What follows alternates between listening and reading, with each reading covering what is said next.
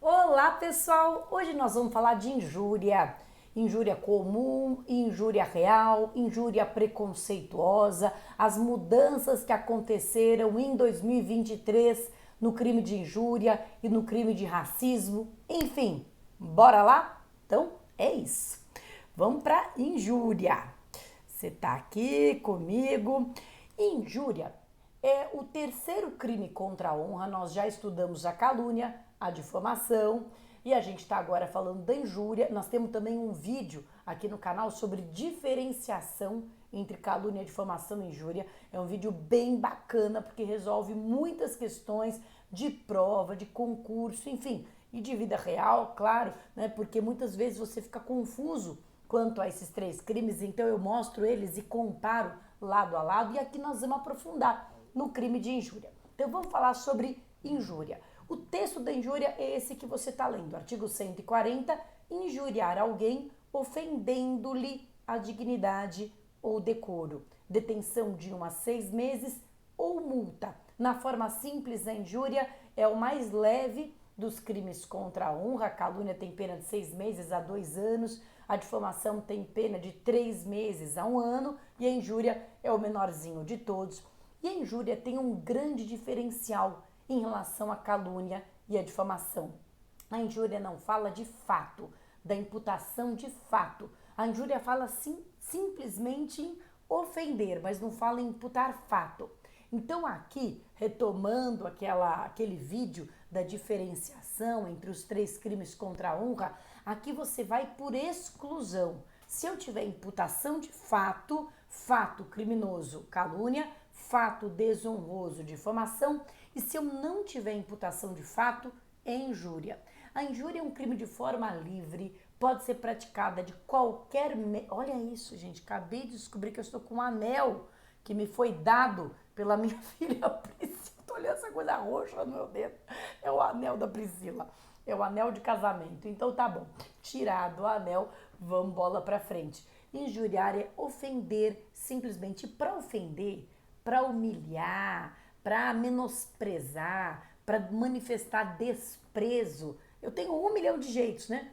Eu posso usar palavras, né? Falando palavras grosseiras, usando adjetivos desairosos, desonrosos, né? Posso chamar uma pessoa, sei lá, eu vou falar aqui, você sabe que aula de direito penal é um negócio que a gente tem que dar exemplos fortes, mas fazer o quê, né? Senão a aula fica totalmente vaga. Então você tem que ter uma coisa concreta. Se eu chamo uma pessoa de prostituta, de vagabunda, de idiota, de palavras de baixo calão de forma geral, isso constitui injúria. Então a injúria pode ser praticada por palavras, se eu mando a pessoa para aquele lugar que você já sabe qual é, enfim, tudo isso é injúria. A injúria pode ser praticada também por gestos, né? Se eu faço aquele tradicional gesto de leia nas entrelinhas, você brincava disso quando você era adolescente, criança? Pois é, leia nas entrelinhas quer dizer, olhe só para o meu dedo do meio. Nós sabemos que dos nossos 5 dedos, se nós erguemos o dedo do meio, fazemos um gesto grosseiro. Aqui, pelo menos no Brasil, ele é interpretado de forma, né, como se fosse um gesto ofensivo. Então, erguer o dedo do meio, fazer uma careta. Você tem milhares de formas de humilhar, de menosprezar, de manifestar desprezo por uma pessoa. Isso é injúria. Injuriar alguém ofendendo-lhe por qualquer meio a dignidade ou decoro. Lembra que quando eu comecei essa série de crimes contra a honra, eu falei que nós podíamos falar do termo honra em 2 sentidos. No sentido objetivo, o que os outros pensam de mim, a minha reputação, o meu bom nome, blá blá blá, ou honra no sentido de alma, né? No sentido de autoestima. Então, se alguém, olha, eu vou dizer isso porque como pessoa exposta nas redes sociais, né? E não estou reclamando, muito pelo contrário, acho as redes sociais uma grande ferramenta de união, né? Nós estamos aqui por causa das redes sociais, ou unidos através da tecnologia, mas como toda pessoa muito exposta, eu recebo muito hate também. E vou te dizer, no começo da minha vida de redes sociais, doía muito. Hoje dói só um pouquinho. Não vou dizer que não doa, né? Porque eu não virei um robô, continuo sendo um ser humano de carne, osso, coração. Mas hoje eu já tô mais, digamos, você faz uma casca, né? Quando a gente faz uma cicatriz, aquela cicatriz fica mais grossa. Então eu sinto que eu já fiz uma casca para lidar com o hate nas redes sociais. Mas antes eu sofria muito. E aí era uma coisa muito louca, porque de repente eu dava uma aula, eu fazia um vídeo e de repente vinha alguém com toda uma violência, né? Às vezes até usando palavras de baixo calão, às vezes usando de, assim, de muita, realmente uma crítica que exacerba, né? Porque o direito de crítica, isso tem que ser preservado. Mas é você ofender a pessoa pessoalmente, tudo isso é complicado. E doía, mesmo que ninguém soubesse, mesmo que fosse, vamos dizer, por direct, ou seja, mesmo que aquilo não tocasse a minha reputação, ninguém sabia que eu estava sendo xingada, né? Ninguém sabia que eu estava sendo xingada, ninguém estava vendo, isso não estava afetando a imagem dos outros, mas isso em algum lugar doía. E esse lugar que dói dentro do nosso coração, quando alguém age de forma verbalmente violenta, quando alguém nos ofende como seres humanos, quando alguém viola a nossa dignidade humana, esse lugar chama honra subjetiva. Honra subjetiva. E a injúria é justamente dos 3 crimes contra a honra, o crime que macula, o crime que viola a nossa honra subjetiva. Ninguém precisa ficar sabendo, ninguém precisa ter lido, ninguém precisa ter sido afetado por aquilo. Basta que eu tenha lido, visto e tenha sido afetada por aquilo. E aí você vai dizer, mas se só você viu, como é que prova? Olha, isso sempre foi possível de ser provado, mas hoje muito mais fácil. Porque, por exemplo, eu dei um exemplo, imagina se eu recebo no Instagram ou no TikTok, ou né, uma mensagem aí violenta, uma mensagem injuriosa, eu simplesmente vou extrair aqueles dados com toda a cautela de tomar cuidado com a cadeia de custódia, faço sempre, isso é meu procedimento padrão, mata notarial, né, no cartório, para aquilo ficar devidamente registrado, para depois a pessoa não apagar e etc. E aí começa uma investigação, que hoje em dia, crime virtual, me permitam esse pequeno, né, crime virtual é uma coisa muito louca, porque a distância, a tecnologia, ela dá uma falsa sensação de impunidade e de anonimato. Se fala, eu tô mandando aqui, ninguém tá vendo minha cara, eu entrei com um perfil fake, ninguém vai me descobrir. Mas pelo contrário, os crimes digitais são, na verdade, muito mais fáceis de serem apurados do que outros, porque tudo na vida virtual deixa rastros. Se você vem aqui em casa e me xinga na minha cara, né? Salvo se alguém tiver ouvido, eu vou ter dificuldade de provar. Pode até ter uma câmera de vigilância ali, mas não vai pegar o seu texto, etc. Enfim, vai ser mais difícil de provar. Mas se alguém me ofende por qualquer meio digital, tudo você deixa uma impressão digital, né? Quando você entra, você deixa uma impressão digital, o seu IP, por mais que você use perfil falso, não importa. Então, os crimes digitais acabam sendo mais fáceis, são trabalhosos, porque exigem uma perícia, claro, mas são mais fáceis até de serem apurados do que os crimes contra a honra, quando praticados face a face, só com, né, às vezes nem testemunha tem, e aí é mais complicado. Pois bem, então agora voltando para a injúria. Então vamos dar uma analisada, agora que você entendeu o que é injuriar, que é simplesmente ofender, né? Você não pode fazer isso, você pode criticar, mas a liberdade de expressão não é um direito absoluto, como nenhum é, né? Como a vida não é, o patrimônio não é, né? Tudo tem que ser, digamos assim, contrabalançado com o direito dos outros, não é isso? Então, o direito à liberdade de expressão, eu lembro que quando eu era pequena era tava muito na moda essa frase, e eu acho que ela saiu de moda, mas eu proponho que ela volte à moda, né? A minha mãe sempre me dizia, o seu direito vai até onde começa o direito dos outros, não é? E hoje, às vezes a gente tem uma sensação de que os nossos direitos são absolutos e de que eles não têm limite, e isso é muito perigoso. O nosso direito vai até, né, a fronteira ali de onde entra o direito do outro. Eu acho que dá para criticar, dá para conversar, dá para ser enfático sem ofender. Até porque quem ofende perde a razão, né? Mesmo no mérito da discussão, se tinha razão, na hora que ofende perde a razão. Então, sob nenhum pretexto, sob nenhum argumento, uma ofensa é justificada e é crime, né? E é crime de injúria. Bom, eu vou voltar aqui para a lousa para a gente analisar um pouco os elementos do tipo. Então, o bem jurídico protegido pela injúria, como eu acabei de falar, é a honra subjetiva, é o que a pessoa pensa dela mesma, mas aqui eu faço também um comentário. Embora o bem jurídico protegido seja a honra subjetiva, a autoestima, o amor próprio, o crime de injúria, tal como os outros crimes contra a honra, também é um crime formal. Ou seja, não é necessário que eu comprove, até porque isso ia ser uma prova muito difícil, não é necessário que o autor comprove que de fato houve um prejuízo à honra subjetiva. Então você não precisa provar que a vítima ficou realmente deprimida, que ela ficou muito mal. O crime é formal, ou seja, o meu objetivo era atingir a honra subjetiva da pessoa. Agora, se a pessoa, né, como eu, já criou uma casca grossa e não é mais atingida, ou seja, ela realmente passa batido, o que vem de baixo não me atinge, isso não muda nada na tipificação do crime de injúria. Quem fez aquela manifestação ofensiva, desde que tenha o dolo, o importante é que é o dolo, a intenção de injuriar, desde que tenha a intenção de injuriar, não importa se não alcançou o seu objetivo de realmente prejudicar a autoestima da vítima. Talvez a vítima seja muito trabalhada na terapia e fale, olha, eu já aprendi a lidar com isso, né, os haters, e eu não me abalo mais.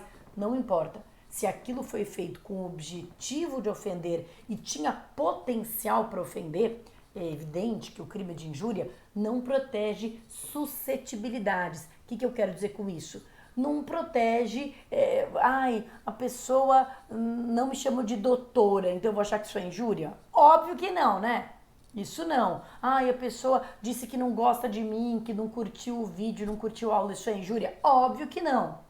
Então a injúria não visa proteger uma hipersensibilidade, né, o chamado mimimi. Não visa proteger mimimi, mas visa proteger o mínimo de dignidade, de não ser ofendido de forma grosseira, de forma violenta, com termos chulos e nada disso, né?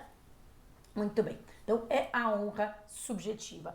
O sujeito ativo pode ser qualquer pessoa pode injuriar, e o sujeito passivo também pode ser qualquer pessoa, desde que entenda a ofensa, né? Então isso aqui às vezes os livros mostram, os livros trazem esse exemplo, é um exemplo besta, né? Porque na vida real isso nem seria, mas eu posso injuriar um bebê se eu chegar lá no berço do bebê e falar bebê feio, bebezinho chato, isso caracterizar a injúria contra o bebê? Não, simplesmente que o bebê é incapaz de ter algum tipo de sensibilidade em relação à sua honra subjetiva, seu sentimento de autoestima. Se ele não é capaz de compreender que ele está sendo ofendido, não dá injúria. Agora, uma criança, tá?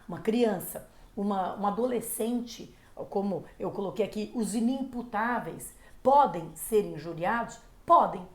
Eu posso ter uma injúria contra uma criança? Posso. Eu posso ter uma injúria contra um adolescente? Posso. Posso ter uma injúria contra um doente ou deficiente mental? Posso. Desde que eles sejam minimamente capazes de compreender o caráter ofensivo daquela conduta.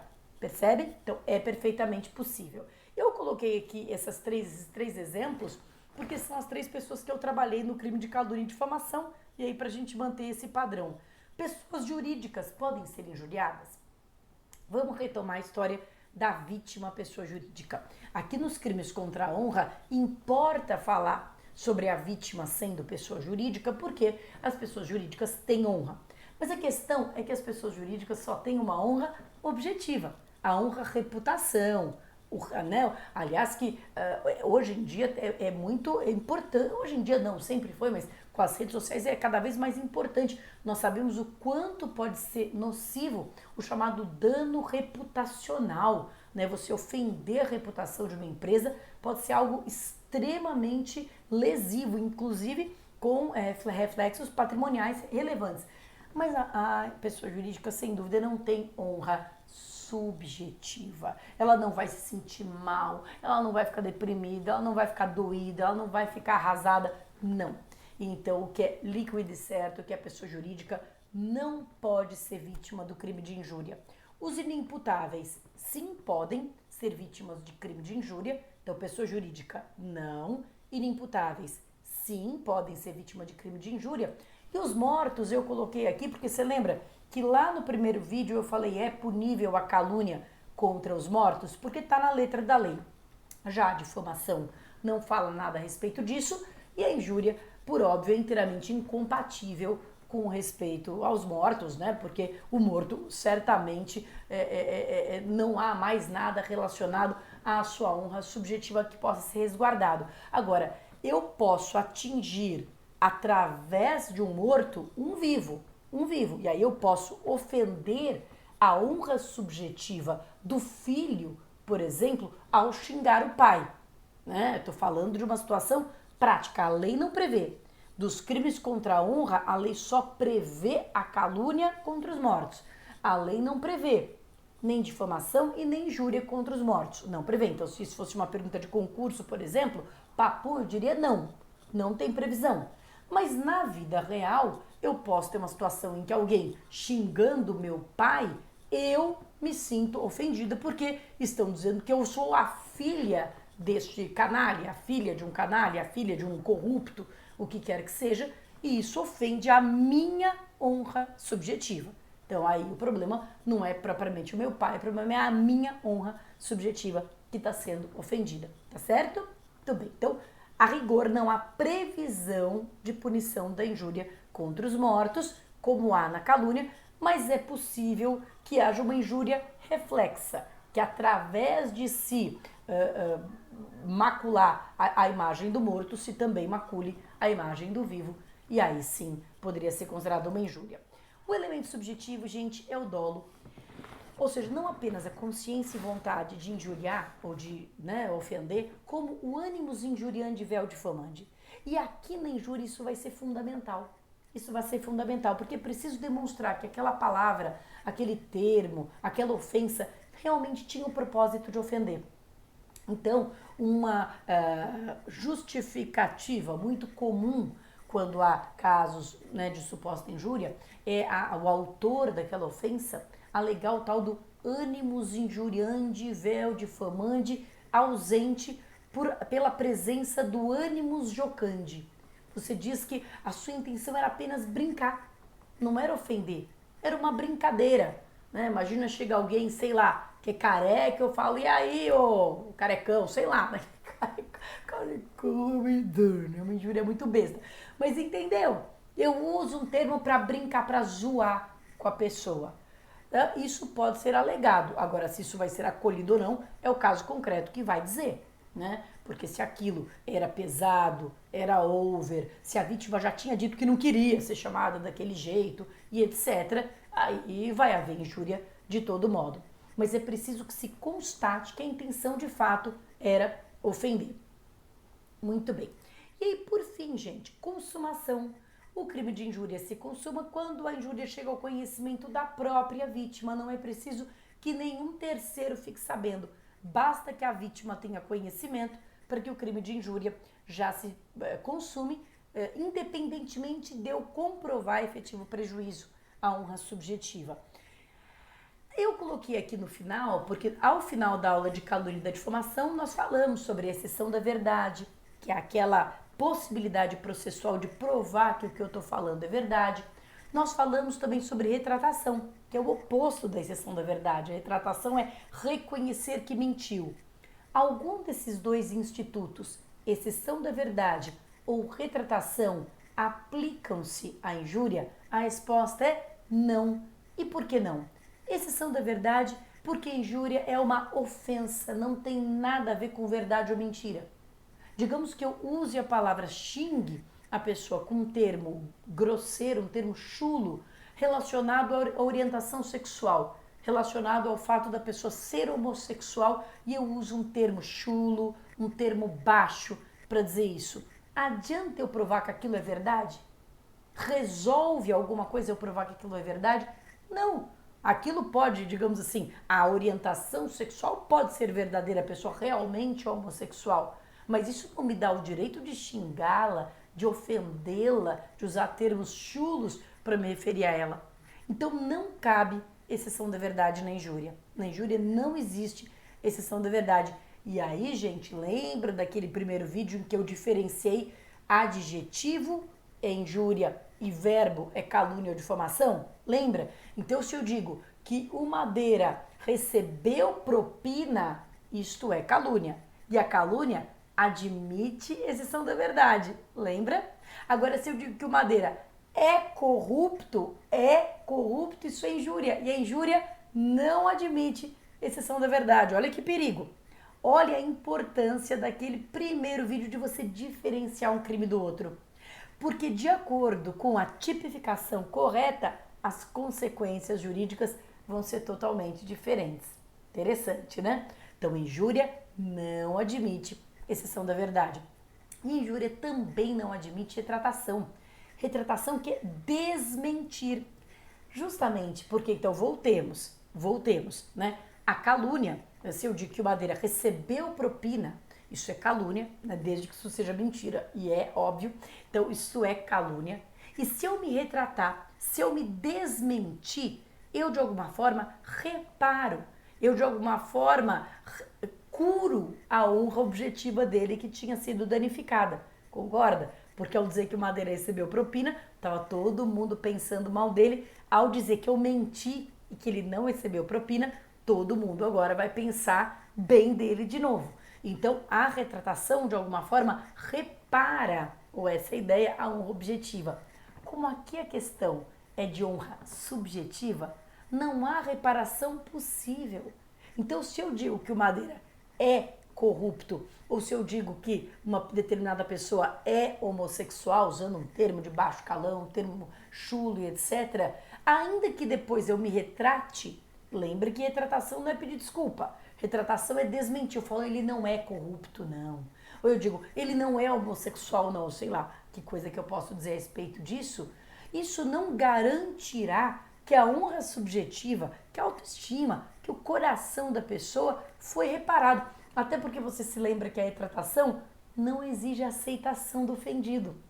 Não exige. Justamente porque como a ideia da retratação é restaurar a honra objetiva, o ofendido pode continuar ofendido no seu coração, que isso pouco importa, desde que a reputação dele tenha sido restaurada. Aqui não. Aqui o que importa é justamente o coração.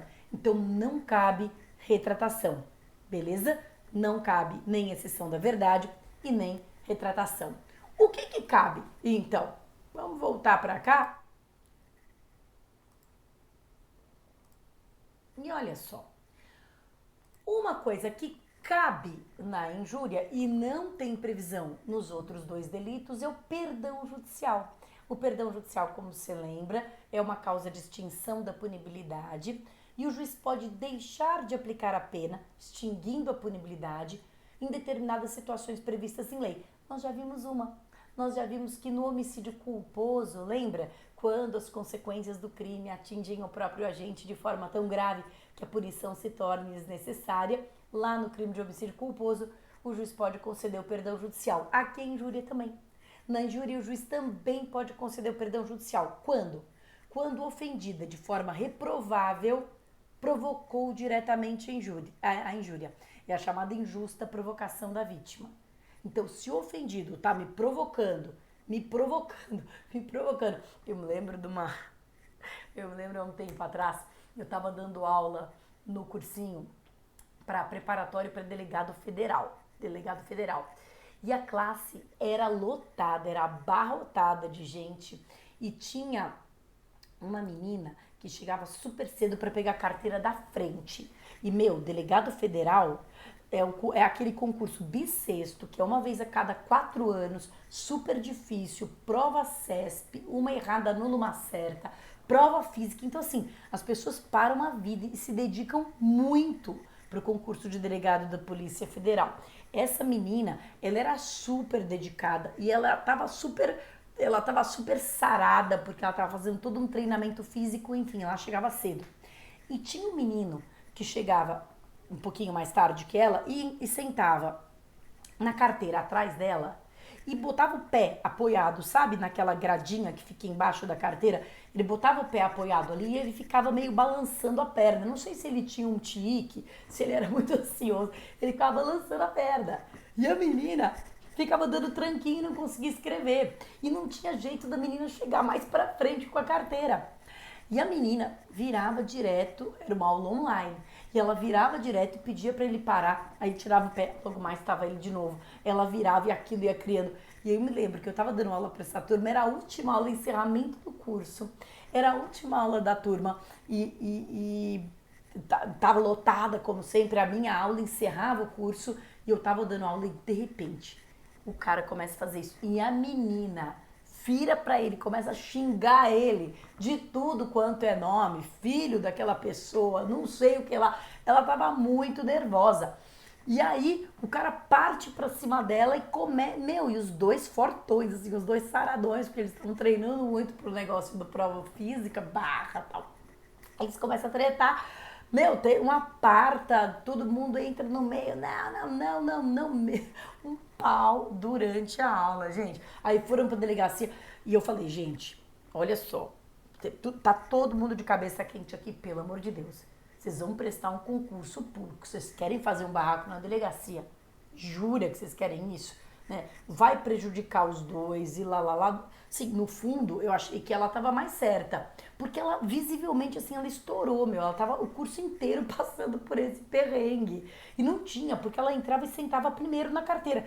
E ele sentava atrás dela, até aí tudo bem, e ficava balançando a carteira dela. Não sei nem se não era de propósito, às vezes era pra desestabilizar, né? Como a prova é muito concorrida, ela era uma forte candidata, eu sei lá. Mas eu sei que eu desaconselhei veementemente eles irem pra delegacia, mas eles foram pra delegacia e depois eu não sei o que deu, porque como era o último dia da turma, eu perdi o contato com a galera. Mas olha só, seria um caso, eu não sei se foi feito um BO contra ela pela injúria, porque ela realmente xingou o cara. Mas se foi feito um BO, eu, como juíza, concederia o perdão judicial pela reprovável provocação da vítima. Ele ficou irritando ela muito até a hora que ele explodiu. E no caso de retorção imediata, que consiste noutra injúria, né? Nesse caso, ele irritou ela, mas ele não a injuriou. Ele irritou até provocar que ela o injuriasse. Ele a provocou, né? Agora, imagina que ele injuriasse primeiro, que ele xingasse ela primeiro e ela revidasse, né? Vai para aquele lugar, vai você. Só que tem que ser imediato. Né? Eu, por exemplo, não sou boa para esse negócio não, que eu sou aquela pessoa que é ofendida, eu fico sem palavras, aí, sabe assim, 2 meses depois no banho eu falo, nossa, eu podia ter falado isso, mano, eu podia ter falado isso, eu podia ter dito isso, eu fico revivendo, eu sou dessas. Mas se você for uma pessoa mais ligeira, a retorção imediata, bateu, levou. Não bateu fisicamente, lógico, aqui não se trata disso. Mas injuriou e depois já, né, se retorquiu rapidamente, o segundo injuriador fica isento de pena. O primeiro não, óbvio, quem partiu para injúria não, mas o segundo fica isento de pena. Essa questão do perdão judicial, no caso de injusta provocação ou de retorção imediata, nos leva a algumas dúvidas super interessantes, alguns debates que estão bem aí fervilhantes, né? Por quê? Porque nós temos 2 espécies de injúria que são injúrias qualificadas, são injúrias com pena maior. E aí a grande pergunta é, para essas formas de injúria qualificada, essas injúrias com pena maior, aplica também o perdão judicial? O perdão judicial, vejamos aqui o argumento topográfico, está no parágrafo 1º. A injúria qualificada no parágrafo 2º e 3º. A essas formas de injúria qualificada, aplica-se também o perdão judicial? Não tem posição nem do Supremo, nem do STJ quanto a isso, e a jurisprudência de piso ou da segunda instância é muito ainda hesitante, né? A posição clássica da doutrina diz que não, Porque o perdão judicial está no parágrafo 1º, então ele só poderia se aplicar à forma simples que está no caput, não as formas qualificadas que estão embaixo. Eu, pessoalmente, Patrícia Vanzolini, defendo uma tese de que é sim possível o perdão judicial, mesmo nas formas qualificadas, desde que essa retorção imediata mantenha, digamos assim, o mesmo nível de violência. Ou seja, se você é injuriado de forma, eu já vou mostrar, de forma real, e retorque com outra injúria real, real com real, daria perdão judicial. Eu entendo que se no caso de retorção imediata você mantém o nível, né, da injúria, seria possível perdão judicial mesmo nas formas qualificadas. E no caso de injusta provocação da vítima, entendo que também seria possível aplicar para injúria qualificada, desde que essa injusta provocação seja de alta intensidade. Ou seja, eu, Patrícia Vanzolini, defendo que sim, é possível perdão judicial, mesmo nas formas qualificadas de injúria, a depender do caso concreto. Entendo que sim, que é possível a depender do caso concreto, tá certo? Vejamos quais são as hipóteses de injúria qualificada. A primeira injúria qualificada é injúria real. O que é injúria real? É a injúria que se vale de uma ofensa física, de uma agressão física. Se a injúria consiste em violência ou vias de fato que, por sua natureza ou pelo meio empregado, se considerem aviltantes. Ou seja, o escopo da injúria é ofender, é humilhar. Mas se para humilhar alguém eu uso de agressão física, seja vias de fato, ou seja, agressão que não gere lesão, seja violência, e violência aqui nesse contexto está sendo utilizado como agressão que gera lesão, né? Violência, no fundo, engloba vias de fato, Mas como aqui está colocado ao lado, violência ou vias de fato, como se fossem duas coisas lado a lado e não uma dentro da outra, nesse contexto, violência está sendo usado como uma agressão física que gera lesão. Então, eu vou te dar alguns exemplos de injúria real. Cortar o cabelo de uma pessoa num trote, uma pessoa que não queira, é uma forma de humilhá-la usando uma agressão física. Rasgar a roupa de uma pessoa, baixar a calça de uma pessoa, né, ali em público, dar um tabefe numa pessoa em público, um tabefe cuja intenção não é propriamente machucar, mas é humilhar, né, aquele tapa na cara em público, né? Tudo isso caracteriza injúria real. Cuspir em alguém.